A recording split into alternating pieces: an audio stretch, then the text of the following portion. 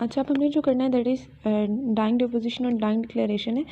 Deposition वैसे क्या होती है? डिपोजिशन होती है कोई भी स्टेटमेंट जो विटनेस देता है कोर्ट में आकर ऑथ टेकिंग के बाद एक्यूज्ड की मौजूदगी में वो बताता है, बताने के बाद वो उसे पढ़ता है और उस पर साइन करता है कि हाँ ये मैंने बात बताई, ये मुझे पता था। इसको कहते हैं डिपोजिशन। अब यही सारे प्रोसीजर हो इसी तरह ऑथ के बाद एक्यूज्ड की प्रेजेंस में बात वो बताए, देन उस पर साइन भी करे, लेकिन ये सारा प्रोसीजर हो हॉस्पिटल में, क्योंकि विक्टिम क्रिटिकली इल है, सीरियसली इल है, वो कोर्ट नहीं आ सकता, तो उसको हम डाइंग डिपोजिशन कह देते हैं। नॉर्मली डिपोजिशन क्या आती है? विटनेस कोर्ट में जाए, वहाँ पे सारी बात करे एक्यूज्ड की प्रेजेंस में ऑथ टेकिंग के बाद। और डाइंग डिपोजिशन में क्या होता है? पेशेंट क्रिटिकली इल है, वो कोर्ट नहीं आ सकता, तो अब कोर्ट की सारी प्रोसीडिंग्स जो है वो कहाँ की जाती हैं? हॉस्पिटल में। तो आपने याद रखना है, ठीक है। हेयर से एविडेंस क्या होता है कि उसको विटनेस ने खुद कोई चीज़ नहीं देखी, मतलब जब हमने एविडेंस की डेफिनेशन पढ़ी थी हमने क्या कहा था? Fact in an issue which is perceived by the witness, उसकी किसी भी सेंस से उसने देखा है या सुना है, उसने खुद परसीव किया है। लेकिन हेयर से एविडेंस में होता है कि उसने खुद परसीव नहीं किया, उसने सुना है किसी और से, तो उस एविडेंस को कहते हैं हेयर से एविडेंस। सुनी सुनाई बात वो आके कोर्ट में बताएगा, और ये इसको एक्सेप्ट नहीं करते अनटिल अनलेस ये डाइंग डिक्लेरेशन ना हो, मतलब वो बंदा मरने वाला ना हो। अगर कोई मरने वाला इंसान कोई ऐसी बात कहे कि मैंने ये सुना था, तो उस पर यकीन कर लिया जाता है, लेकिन कोई वैसे आके विटनेस ऐसी बात बताए तो उस पर यकीन नहीं किया जाता, उसको नहीं माना जाता कोर्ट में। डाइंग डिक्लेरेशन क्या था? जब हमने इसका डिफरेंस पढ़ा था तब भी हमने डाइंग डिक्लेरेशन को अच्छे से कर लिया था कि एक विक्टिम है क्रिमिनल असॉल्ट का, उसके साथ कोई क्राइम हुआ है और अब उसको देख के ये लग रहा है कि बस इसकी डेथ होने वाली है, डॉक्टर ने बताया कि इसकी डेथ होने वाली है, इसके पास कम ही टाइम है, तो अब उसकी जो स्टेटमेंट ली जाए उसको कहते हैं डाइंग डिक्लेरेशन, ठीक है। और ये जो है इस बारे में होती है कि विक्टिम को किसने असॉल्ट किया, विक्टिम के साथ ये सब हुआ है, कैसे हुआ है, किसने किया है, ठीक है। और ये कोई क्रेडिबल पर्सन लेता है, मेडिकल प्रैक्टिशनर लेता है, ठीक है। इसमें ना कोर्ट की कार्रवाई होती है, ना ऑथ टेकिंग होती है, ना वहाँ पर अक्यूज्ड होता है, इस तरह के कोई काम नहीं होता, ठीक है। अच्छा, अब आगे हम चलें तो आगे हमारे पास आ जाती है प्रिजम्पशन और एक्सेप्शन। प्रिजम्पशन ये है कि हर इंसान इनोसेंट है, हर इंसान इनोसेंट है अनटिल अनलेस उस पर उसका कोई जुर्म साबित ना हो जाए। मतलब कि अगर किसी पे कोई इल्ज़ाम लगाया गया है तो उसको इल्ज़ाम को साबित भी करना पड़ेगा। अगर उस इल्ज़ाम को साबित ना किया गया, उस एलिगेशन को साबित ना किया गया, तो जिस पर लगाया गया था ना, जो एक्यूज़ था, उसको जो है वो रिजॉल्व कर दिया जाएगा, केस उसकी फेवर में रिजॉल्व कर दिया जाएगा, उसे कहा जाएगा कि नहीं ये इनोसेंट है, उसे बरी कर दिया जाएगा, ठीक है। चाहे उसने जुर्म किया ही क्यों ना हो, लेकिन क्योंकि आप साबित नहीं कर पाए, इसीलिए प्रिजम्पशन ये है कि हर इंसान इनोसेंट है until proved guilty and at the conclusion of criminal case. उस पर गिल्टी, उस पर गुनाह प्रूव करना है, ठीक है। और अगर प्रूफ ना किया गया तो जो एलिगेशन है क्राइम की, तो उस पर ना जुर्म साबित किया गया तो फिर केस को रिजॉल्व कर दिया जाएगा अक्यूज्ड की फेवर में। और एक्सेप्शन क्या है? एक्सेप्शन ये है कि किसी पर जुर्म साबित भी हो रहा है कि इसने ये किया है, लेकिन फिर भी उसे अगर आप समझ लें कि माफ़ी मिल जाए। किस केसेस में ये होता है? क्रिमिनल रिस्पॉन्सिबिलिटी है अक्यूज्ड पर, लेकिन फिर भी उसको फ्री कर दिया जाए। क्यों? 3, अगर वो इनमेच्योर हो, या इनसेन हो, या वो इंटॉक्सिकेटेड हो, ठीक है। जब ये क्राइम उसने किया या तो उस वक्त तो इमेच्योर था, या इनसेन था, उसकी मेडिकली वो ठीक नहीं था, या उसने इंटॉक्सिकेटेड था, कोई ऐसी चीज़ ली गई थी अल्कोहल वगैरह कि वो अपने सेंसेस में नहीं था, ठीक है। अब एक बच्चा जो 10 एज से कम है तो वो इमेच्योर है, ठीक है। एक पर्सन है जो मेंटली इल है तो वो इनसेन है, और एक इंटॉक्सिकेटेड पर्सन है, ठीक है। तो वो तीनों केसेस में उस पर क्रिमिनल रिस्पॉन्सिबिलिटी नहीं आती, ठीक है। अच्छा, अब नॉर्मली क्या किया जाता है? जब कोई क्राइम होता है तो प्ली ऑफ इंसेनिटी ली जाती है, तो वो जो अक्यूज़ होता है वो कहता है कि मैं मुझसे जब ये हुआ है तब मैं इनसेन था, ठीक है। वो मतलब आपने मूवीज़ में भी देखा होगा, वो ये कहते हैं कि हाँ मैं उस वक्त ठीक नहीं था, मेंटली इल था, ठीक है। तो जब इसे कहते हैं प्ली ऑफ इंसेनिटी, ठीक है। अब इससे किस तरह से फिर देखा जाता है? फिर कोर्ट क्या करती है? मैकनॉटन रूल अप्लाई किया जाता है, जो टेबल से हमने किया था। मैकनॉटन रूल अप्लाई करके देखा जाता है क्या सच में ये इनसेन था या नहीं था। उसके बाद वो बता रहे हैं कि मैकनॉटन रूल में तो हमने ये पढ़ा था ना कि डिफेक्ट ऑफ रीजनिंग होती है। डिफेक्ट ऑफ रीजन क्यों होता है? डिजीज ऑफ माइंड की वजह से सारा कुछ। तो एक इररेजिस्टिबल इंपल्स भी होती है। अमेरिकन ने मैकनॉटन रूल में एक इररेजिस्टिबल इंपल्स का एक चीज़ ऐड कर दी थी। उन्होंने कहा था इसका क्या मतलब होता है कि डिफेंडेंट जो है, जो उसने किया है काम, अगर उसके पास पुलिसमैन भी खड़ा होता उस वक्त जिस वक्त उसने क्राइम किया, तब भी उसने ये करना ही था। मतलब कोई ऐसी बात हो गई है या ऐसा कोई है कि तब भी उसने ये करना ही था, ठीक है। इररेजिस्टिबल काम था ये, ठीक है। तो इसको कहते हैं इररेजिस्टिबल इंपल्स या पुलिसमैन एट द शोल्डर, कि अगर उस वक्त पुलिसमैन भी खड़ा होता तो उसने फिर भी ये जुर्म या ये क्राइम करना ही था।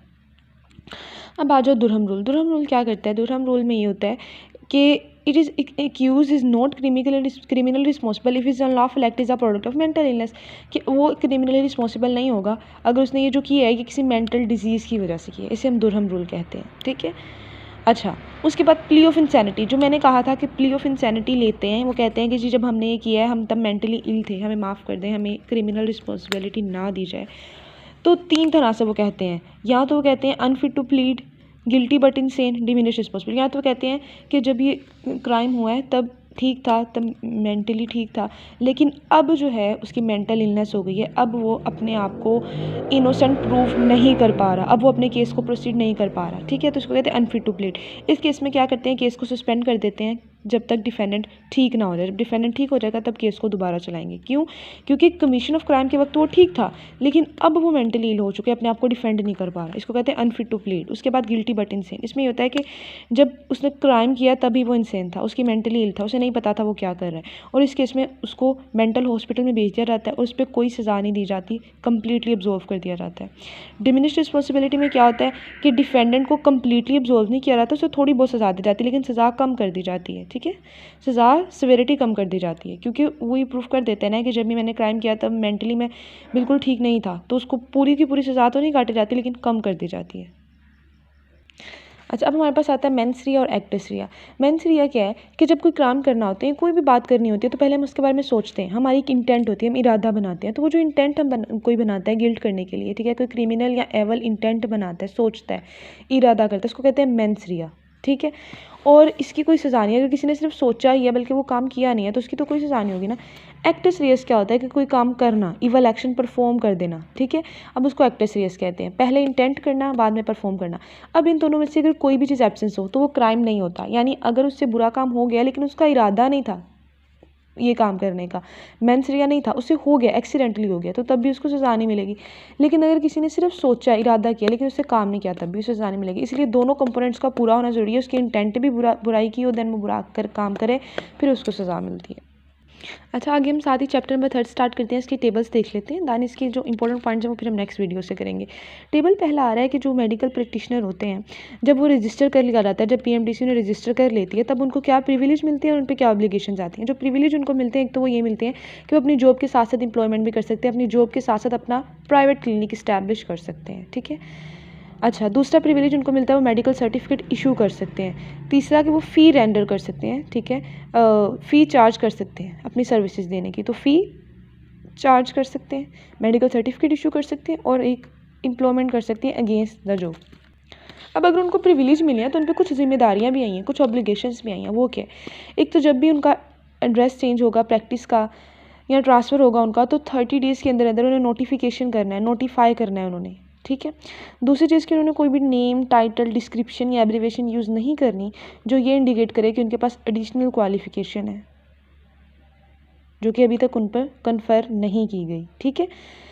ये ऑब्लिगेशंस हो गई, इनको एज इट इज़ आपने रट्टा मार लेना है, और ये प्रिविलेजेस हो गए। अब आ गया कि अपने प्रिविलेजेस का गलत इस्तेमाल भी कर सकते हैं डॉक्टर्स। अब वो क्या कर सकते हैं, उन्हें मेडिकल सर्टिफिकेट इशू करने का प्रिविलेज मिला था, फॉल्स मेडिकल सर्टिफिकेट इशू कर सकते हैं, ड्रग ऑफ एडिक्शन प्रिस्क्राइब कर सकते हैं, पेशेंट के सीक्रेट को डिस्क्लोज कर सकते हैं। तो ये क्या है, ये अब्यूज़ है, ये काम नहीं करने। डॉक्टर पेशेंट रिलेशनशिप का अब्यूज़ क्या है, इन कोई असोल्ट या अडल्ट्री पेशेंट के साथ ये नहीं करनी। प्रोफेशनल नॉलेज का अब्यूज़ यानी क्रिमिनली अबॉर्शन।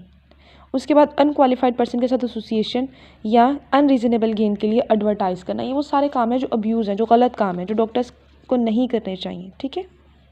अच्छा, अब हम इस चैप्टर के पॉइंट्स देख लेते हैं। इस चैप्टर के पॉइंट में सबसे पहले हमारे पास जो आ जाता है दैट इज़ प्रोफेशनल मिसकॉन्डक्ट। अच्छा, ये बहुत इजी डेफिनेशन है, बहुत मज़े की डेफिनेशन है। इफ़ आ मेंबर, कोई भी member during his professional work, अपने प्रोफेशनल वर्क के दौरान कुछ ऐसा उसने किया है जो कि रिगार्डेड एज डिसग्रेसफुल है या डिसऑनरेबल है उसके प्रोफेशन के लिए, तो इसको क्या कहेंगे, अब कौंसिल उसको कहेगी कि तुमने प्रोफेशनल मिसकंडक्ट किया है, ठीक है। Any person, any member during his professional work has done something with regard to it which will be reasonably rewarded as disgraceful, dishonorable, ठीक है, by his professional breadth of good repute and competence, उसके profession के लिए वो disgraceful या dishonourable है, तो council क्या कहेगी कि इसने प्रोफेशनल मिसकंडक्ट किया है। आगे हमारे पास आ जाती है कंसेंट।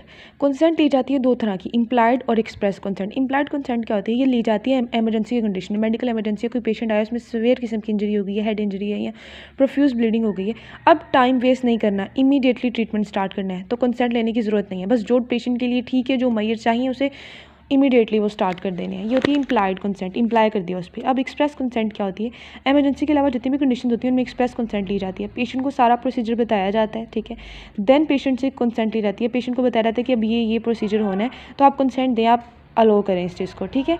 और ये बेटर है, अच्छा जो मेथड है ना वो यही है कि पहले पेशेंट को सारा बताया जाए। अभी ओरली भी ली जा सकती है और रिटर्न भी, लेकिन ज़्यादा बेहतर है कि रिटर्न ली जाए।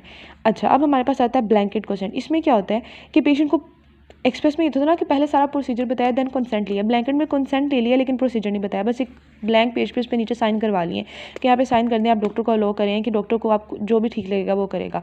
इसकी कोई भी जो है वो वैल्यू नहीं होती लॉ की नज़र में, ठीक है, ब्लैंकेट कंसेंट की, और ये ली भी नहीं जानी चाहिए।